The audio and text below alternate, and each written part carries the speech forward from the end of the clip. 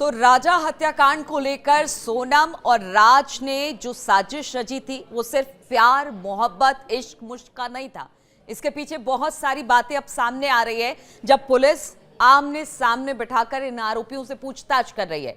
देखिए, गुवाहाटी एसपी की बात की जाए तो उन्होंने कहा कि देखिए ये सिर्फ प्यार मोहब्बत की बात नहीं है, ये क्रिमिनल माइंडेड लोगों की बातें हैं। ऐसा एसपी ने इसलिए कहा क्योंकि कुछ ऐसी बातें जब इस पूछताछ में इस पूरे हत्याकांड में सामने आई है तो कहा यह जा रहा है कि जो खुलासे हुए हैं उसको सुनकर पुलिस भी अचंभित है, शॉक में है कि क्या ऐसा हो सकता है, एक लड़की इतनी जबरदस्त क्रिमिनल माइंडेड हो सकती है।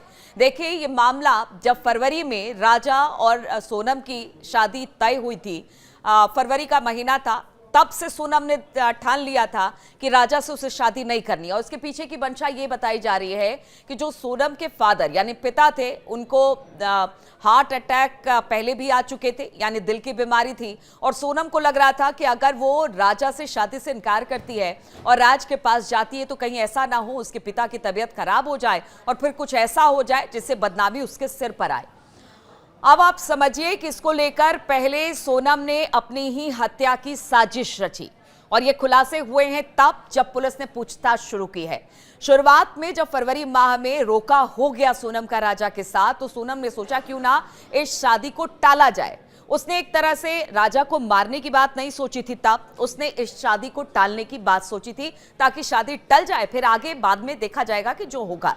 ऐसे में जो सोनम थी उसने अपनी हत्या की एक साजिश, अपनी मौत की साजिश रची, जिसमें इंदौर के पास एक नदी बहती है और उसने ये कोशिश की कि वहां पर अपनी स्कूटी छोड़कर, अपने कपड़े चप्पल सब छोड़कर वो ऐसा मतलब ऐसा प्रतीत होगा जिससे कि वो नदी में गई और वहां से बह गई।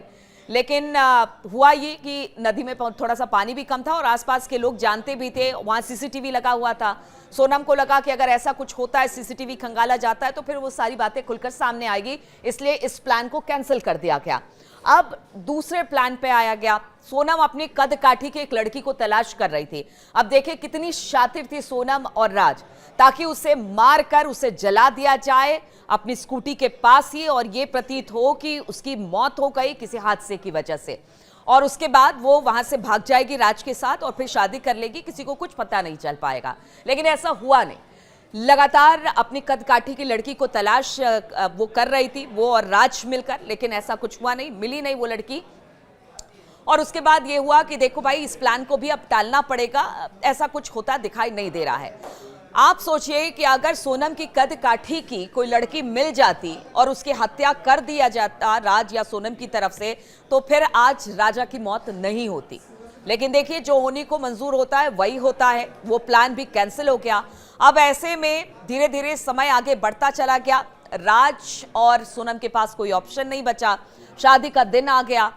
आप सोचिए कि शादी से कुछ दिन पहले ही प्लानिंग कर ली गई कि ठीक है अब शादी तो हो जाएगी, लेकिन इसके बाद राजा को नहीं बख्शा जाएगा। राज की प्लानिंग थी जिसमें हामी सोनम ने भरी, यानी दोनों ने मिलकर, ये पूरी तरह से दोनों की भागीदारी थी और प्लान बनाया गया कि क्यों ना फिर गुवाहाटी कामाख्या जाया जाए, वहां से फिर आगे की तरफ बढ़ा जाए, फिर वहां पर राजा की जो हत्या है वो ऐसी की जाए जैसे लगे कि वो एक एक्सीडेंट था। इसको लेकर ये पूरी साजिश रची गई। अब आप सोचिए कि ये पूरी साजिश रची गई, वहां से लेकर हत्या तक 3 लोगों को बुलाया गया, जिसमें से बताया जा रहा है कि सुपारी किलर थे, उनको पैसे देकर बुलाया गया, राजा की हत्या की गई।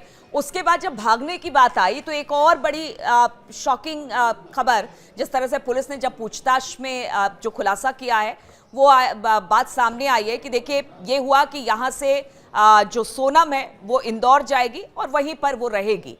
अब बताया जा रहा है कि सोनम जिस 15 दिन जिस घर में उसने बिताया है, वहां पर पहले तो बताया गया कि रेंट पर उसने मकान लिया देवास में, और ये भी बताया गया कि नहीं, रेंट पर नहीं था, वो शायद सोनम ने उस घर को खरीद लिया था और इस बात की जानकारी उसने राज तक को नहीं दी थी कि वो 15 दिन देवास के किस घर में रही है। ये बड़ी खबर है जो कि शिलांग के जो एसपी है उन्होंने बताई जब पूछताछ में ये बातें सामने आई। अब ऐसे में आप सोचिए कि सोनम के दिमाग को लेकर पुलिस ये कह रही है कि क्या वो राज को भी डिच करने के चक्कर में थी, लेकिन इस बीच ही पता चला कि पूरा मामला खुला और शिलोंग की पुलिस ने जिस तरह से, मेघालय पुलिस ने काम किया और उसके बाद ये तमाम बातें खुली और उसके बाद गिरफ्तारियां हुई, तो पता चला कि राज ने कहा कि अब देखो तुम ऐसा है कि अब तुम गाजीपुर चले जाओ और वहां से अपने परिवार से संपर्क करना और फिर जो होगा आगे देखा जाएगा। तो आप समझिए कि पहले अपनी हत्या की साजिश, उसके बाद राजा की हत्या की साजिश, उसके बाद राज से बहुत सारी बातें छिपाई गई। तो आप देखिए जो जो बातें खुलकर सामने आ रही है उससे तो यही लगता है कि ये लड़की एक क्रिमिनल माइंडेड लड़की थी। शुरुआत से इसकी सोच कुछ इसी तरह से थी और किस तरह से, कितनी हद तक, कितनी आगे तक ये सोच सकती थी, जो कि राजा की हत्या के बाद ही थमा है। अब पुलिस कुछ और पता लगाने की कोशिश कर रही है, सबूत जुटाने की कोशिश कर रही है। रोज नए नित खुलासे होते हैं जो हम आपके सामने लेकर आते हैं, लेकिन ये बड़ी बात है और ये समाज किस तरफ जा रहा है और खास तौर पर जो युवाओं की सोच है वो किस तरफ जा रही है, इस पर जरूर सवाल खड़े होते हैं।